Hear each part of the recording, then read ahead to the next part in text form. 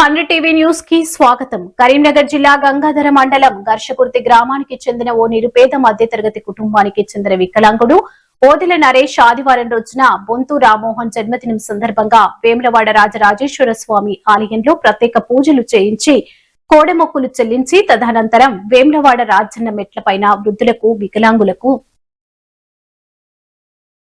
మతిస్థిమితం లేని వాళ్లకు తన వంతుగా అరటి పండ్ల పంపిణీ చేసిన వికలాంగుడు ఓదెల నరేష్ ఈరోజు బంతు రామ్మోహన్ జన్మదినం సందర్భంగా చాలా సంతోషంగా ఉంది అని వికలాంగుడు ఓదెల నరేష్ కోరుకున్నాడు.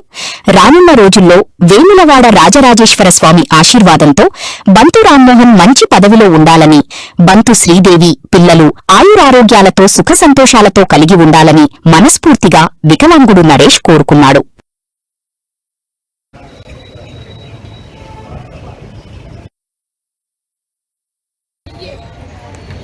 ఈరోజు తెలంగాణ యుద్ధమ యోధుడు బొంతు రామ్మోహన్ అన్నగారికి ప్రత్యేక జన్మదిన శుభాకాంక్షలు తెలియజేస్తున్నాను. ఈరోజు వేములవాడ రాజన్న ఆలయ మెట్లపైన వృద్ధులకు వికలాంగులకు మతిస్థిమితం లేని వాళ్లకు నా వంతుగా అరటిపళ్ళ పంపిణీ చేయడం జరిగింది. మా రామ్మోహన్ గారు నాకు దేవుడిచ్చిన భావాన్ని నేను గొప్పగా చెప్పుకుంటున్నాను. తెలంగాణ కాంగ్రెస్ పార్టీ రాష్ట్ర ఉపాధ్యక్షుడిగా ఇప్పుడు ఉన్నాడు.